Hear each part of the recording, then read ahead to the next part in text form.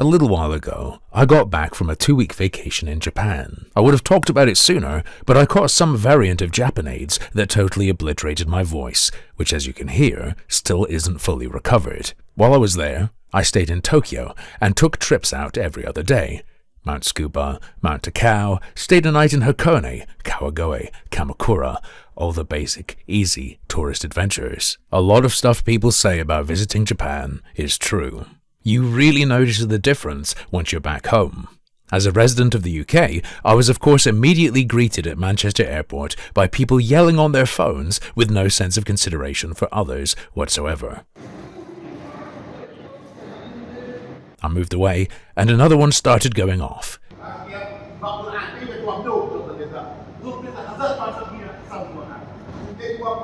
This wasn't a thing in Tokyo, but back here it's multiple times a day, inescapable, headache-inducing, mind-numbing.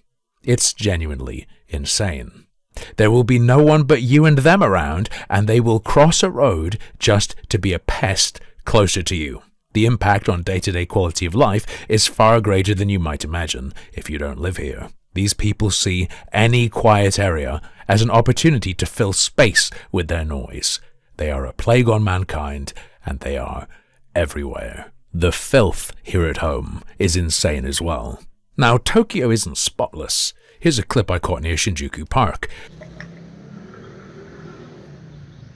Stuff isn't perfectly contained, animals get into it, it is what it is. But the UK is just a grotesque garbage heap in comparison. The sheer amount of trash everywhere is depressing, including the seasonal carpet of discarded disposable vapes you can see more clearly through bushes now that the leaves are falling. In Tokyo, the homeless I saw wouldn't even let their bags touch the ground.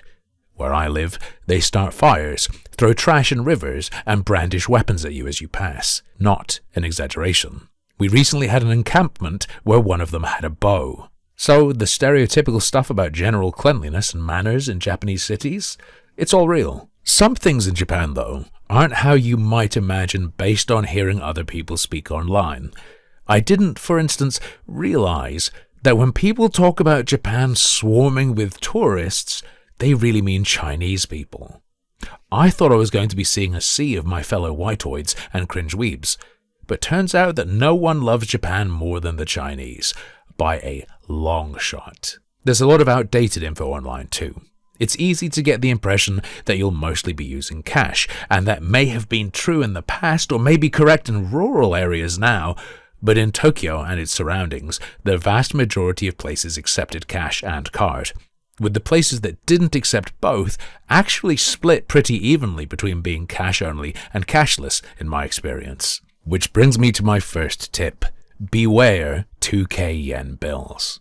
I decided to bring some cash with me, just a little bit in case something went wrong with my Wise card or bank card while over there. So I took out 40k yen at my local supermarket's cash conversion kiosk.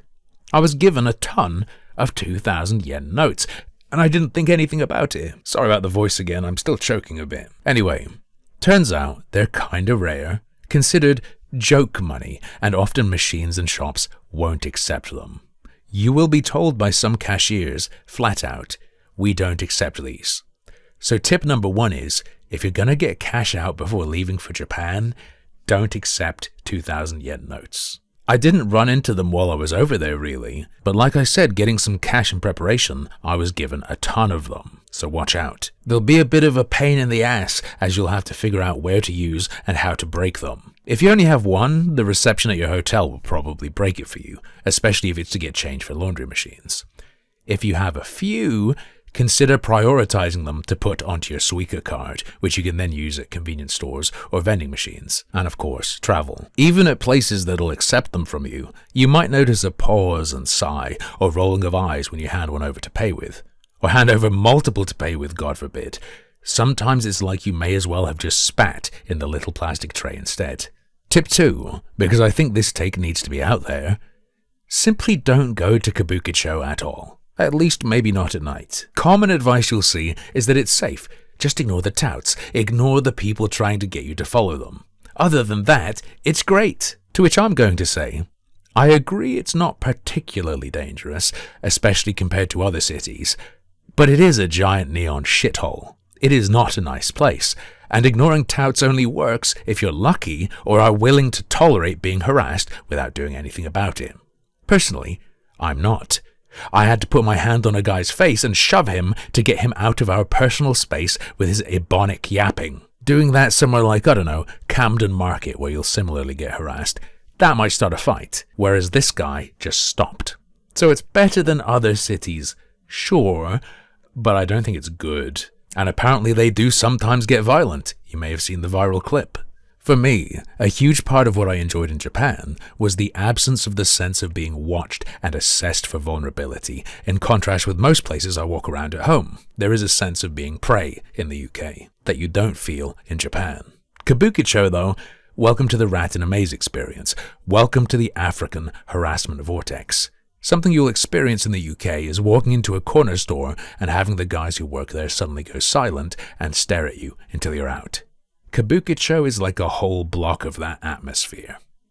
There's plenty of stuff there that I'm sure is fine and fun, probably even the majority, but I personally can't enjoy anything overshadowed by that vibe, so I recommend dodging it.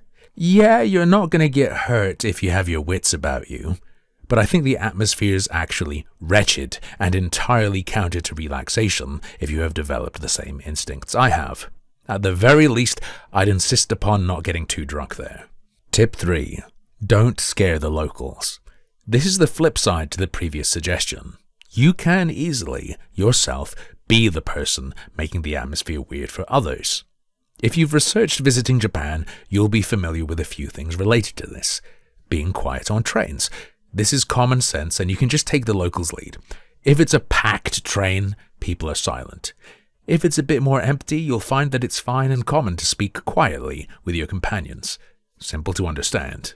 You'll also likely have heard the suggestion that even if you don't speak Japanese, you should at least start by speaking Japanese when asking for help, even if it's just you asking if they can speak English, because speaking English out of nowhere will panic them or whatever. 2 things about that advice. 1, if you're in a super touristy spot and you're talking to a worker, that advice doesn't apply at all. In fact, I got the impression they'd prefer you just spoke English, because anything you're going to ask they'll understand just from having heard it a million times before, and they can sort you out faster than if you stumble through Japanese while they're busy. Even ordering food in this scenario, they will clock that you're an English speaker and talk back in English if you aren't fast and confident enough. Point 2, I learned that in terms of not spooking the locals, mannerisms are way more important than whether you're approaching them with Japanese or not. My girlfriend's been learning the language, started with Duolingo and then moved on to better apps and more serious and academic grammar books. I am just a parrot with some basic useful phrases, on the other hand. So when people I'd tried to talk to would be stun-locked, I figured I just suck so bad at speaking that they couldn't tell what I was saying. My girlfriend informed me at one point, however, that the person I was talking to didn't look confused. They looked like their life was flashing before their eyes, because when I'm focusing intensely, I lean in, I tilt my head and I furrow my brow. I also move my hands a lot when I talk. Apparently, this scares the shit out of Japanese people, and they were visibly reacting specifically to my hand movements and leaning in, even though I'm just asking if they know where the toilets are. So just catch yourself if you're like me. It will help give the right impression to Japanese people. Another very specific mannerism to be aware of is, if you flick your head up when acknowledging people at home, cut that out in Japan. People will visibly recoil like you flipped them off if you do it, even if to you it just means hey. Apparently it's interpreted like an anti-bow. I remember distinctly, I was on a cable car in the Hakone area, made eye contact with someone and they smiled, so instinctively I flicked my head up, raised my brow and said, "Alright." They looked like they wanted to jump out of the window. I felt awful. It's just my default little greeting to strangers and hard not to do. And I don't know Japanese well enough to say, "Oh, sorry, it's just a British thing." So it was an awkward couple of minutes. Tip 4. Don't be a sucker for lines. Now, on the one hand, a line is a good sign that a place is probably good. But people in Japan, I'm not necessarily sure if it's Japanese people, but I notice people there have big-time FOMO disease. They cannot not wait for things. They love it. Don't mistake this for simply being patient. They actually go out of their way to wait. Take when I went to I'm Donut, for instance. Here's the line outside when I visited.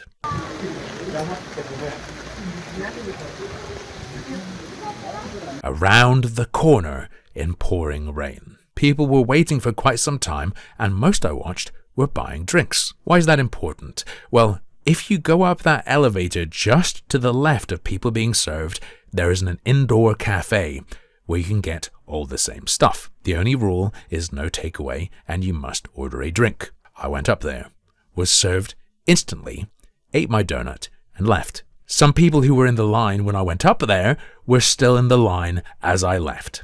They could have had the same thing they were waiting to get by then. They weren't actually saving time by waiting outside. Insanity. Oh, maybe they were getting it to go inside somewhere. Just go upstairs. Another time, I wanted to go to a place in Ikebukuro called Yellow to get omurice. The line looked like this and was not moving. So instead, I went into the place right next door and got delicious tonkatsu instead with zero wait. I get it. If your heart's set on some place, you might be willing to wait forever. But in my opinion, Tokyo is so dense with worthwhile eats that the time cost is rarely going to be worth it. If you're only there on vacation too, that's so much of your dearly limited time eaten up just waiting. That's hard to justify in my eyes. Yellow, in particular, it turns out is a bit of a viral social media spot, so bear in mind that that might be happening too when there are serious lines. Are you willing to wait longer just because a place has been hyped? Personally, I'm not. I have negative FOMO from that. I'm not scared of missing out on it, I'm scared of wasting my life, especially considering there are other places that are just as good, but different. You are always missing out on something. Something else to consider, by the way, is that if there's a big line but it's moving fast, that's a clue about expectations for patrons. Noodle joints, and especially stand-up noodle joints, are not really for relaxing in. They are for getting in, eating, and getting out. If I lived there and wanted a nice quick lunch, I'd go for it, but it's not what I want on vacation. Consider looking for places that are full-ish but without a line, so you know they're good, but if you take your time you won't be holding anything up or feeling too much pressure, especially if the kind of food is associated with that quick in-out culture. Unless you're up for the rush, of course. Lastly, on lines and waiting, if you can possibly make a reservation, do so. Sometimes it's not an option, but it might be worth doing even if your desired time is only an hour away. It can be the difference between instantly being seated and a long, long wait. For instance, I found that for conveyor belt sushi restaurants like Sushiro and Kura Sushi, it meant avoiding an hour or more wait at dinner time, and the reservations aren't hard to make even if you don't know Japanese, thanks to apps like Google Lens. Just take a screen cap of the webpage. Tip 5. Beware influencers. You probably already knew this, but I just wanted to confirm for you that the way places are presented in social media content, I found, did not line up with how it is to be there at all. There are multiple reasons for this. Truly capturing a place's essence is actually hard. It takes skill and talent to really do that, but that's the smallest part. Travel influencers are highly paused in general and trade in vicarious luxury. They make places look as nice and special as possible so you can have a little pretend vacation in your head while watching. They're also often sponsored by companies that help with booking and whatnot, and so to sell that company to you, they have to sell travel to you. That's going to skew their presentation heavily, isn't it? Little things, you know, like how Kawagoe's shopping street is made to come across larger than it really is. It is not the major chunk of your day that it is often made out to be. There's also this bizarre reality denial that happens sometimes, where people's idea of what Japan is, I guess, overrules what's right in front of them. Check out this clip from a video about visiting Kamakura. Here we are in Hasedera, which is a great spot for some peace and tranquility. What are you talking about, peace and tranquility? I can see and hear what looks like a school trip group behind you being loudly corralled. Peace and tranquility. You're trying to EQ and drown it out, but it's still there. Maybe my standards for calling something tranquil are too high, but this is a reality I ran into often. There is, of course, domestic tourism, and that can take the shape of large groups of kids and teens. Even on the hiking trails in Kamakura, which the guys I just showed a clip of showcased later in their vid, I found have this issue. When we went to Kamakura, we walked the Daibutsu Trail, and there was a huge group of loud-ass teenagers we ended up waiting a long time to avoid by letting them go as far ahead as possible. The reality is, like pretty much anywhere else on Earth, if you want peace, tranquility, and natural beauty, you are probably going to have to really bust your legs or brave bad weather. You know, go to a mountain and pick a medium or preferably hard path. Or you are going to need to get up earlier than other people are willing to. Tranquility comes at a cost, one that's often worth paying. All these places you'll see being called peaceful and tranquil by influencers may be right when they open to the public each day. That doesn't mean it's not worth going to these places, though. My point is just that you might get the wrong idea about what it's going to be like from watching influencers oversell atmosphere.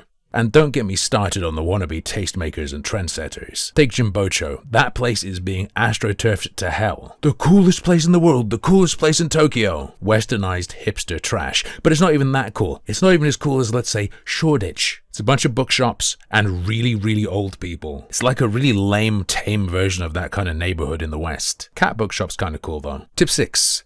Know the signs of tourist rot. There's a difference between accommodating tourists and being corrupted by tourism. And I don't even necessarily mean these kinds of places are tourist traps exactly.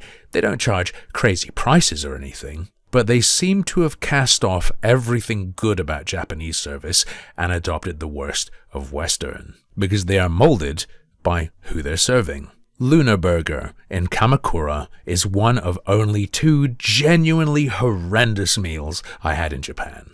And the other was the breakfast buffet at an airport hotel. My girlfriend was really hungry and wanted something relatively normal after we'd been hiking all day on our day trip to Kamakura, so we searched burgers. Lunar Burgers nearby. Okay, we get there, and it's a vegan burger place. Fine, whatever. No seats, so we wait. Eventually, we get in and sit down. While I'm sat, I notice something that should have made me leave. They had a tip jar out with a message stating they were grateful for any tips.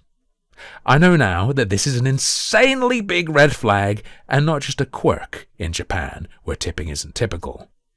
Issue 2. The table we were at had 4 seats. Another table freed up that had 2 seats.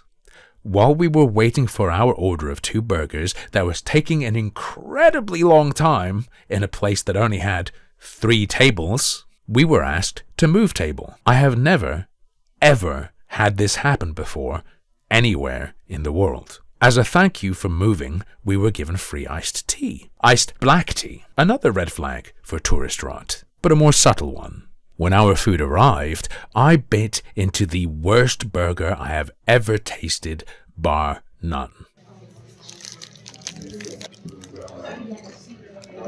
A patty almost the same consistency as the condiments, a bun so soft it barely held the liquid innards, tasting only of cheap pasta sauce, with the slice of actual tomato standing out as the most interesting element.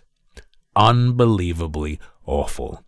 The barely seasoned fresh potato chips tasting either burnt or of the oil they were cooked in. And all of that could have been avoided if I'd just left the second I saw the tip jar. And I should have. This place is sitting on a 4.9 out of 5 on Google reviews, which is actually a red flag for tourist rot in and of itself, even without looking at the actual reviews themselves, which scream, "Don't go here," if you understand what you're looking at and have any actual taste. The other, more positive side of this advice is to not be afraid of places that are not obviously catering to tourists. It's 2025. You have Google Lens and translation apps. Overwhelmingly, I found, not explicitly catering to foreigners is not the same as not welcoming them. And the standards will probably be higher if their clientele is local and not under the Thing Japan spell, where they think everything's amazing. Even if a place is clearly full of Japanese people and the staff don't speak any English, you will probably be fine. especially if it's a place with a ticket vending machine outside. When you've already bought your meal before entering, there's only so much that can go wrong. Places with a touchscreen ordering system as well, you're going to have zero issues. Conveyor sushi places will probably have some staff who know a little English, but when I went to the ramen place, Tenkaipin, for some thick ramen, zero English was spoken. No matter, I got what I wanted and paid at the self-service without being chased down afterwards, so I imagine I must have done it all right, and it was intuitive. The touchscreen itself even had an English option, but even without that, you can normally just go off of pictures. And even places without these training wheel systems, like izakayas, you'll likely be fine and have a great time. I went to a place in Kawagoe, I believe is called Suzunoya.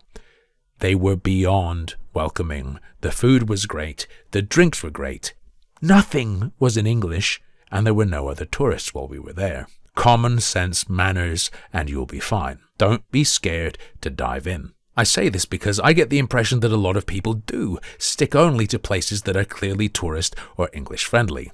And you're locking yourself out of good stuff for no reason. This is actually part of why, as someone who's only ever going to be a visitor, I quite like the idea of no foreigners signs.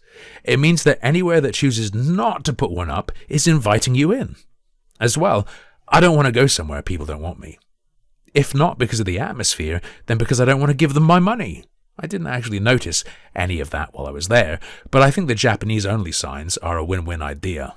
And that's all I have to say for now. It was an insanely jam-packed 2 weeks, so I have all sorts of little stories I'm sure I'll chat about on stream. And the Japan content will start going up on my food channel soon. But hopefully these observations and ideas will help you have a better time if you go to Tokyo and do some day trips, particularly if your tastes are more in line with mine. Until next time, take it easy. One quick final bonus tip that goes back to waiting in lines. If you go to Hakone, don't wait to get a picture taken here. Instead, rent a pedal boat and be in everyone else's pictures.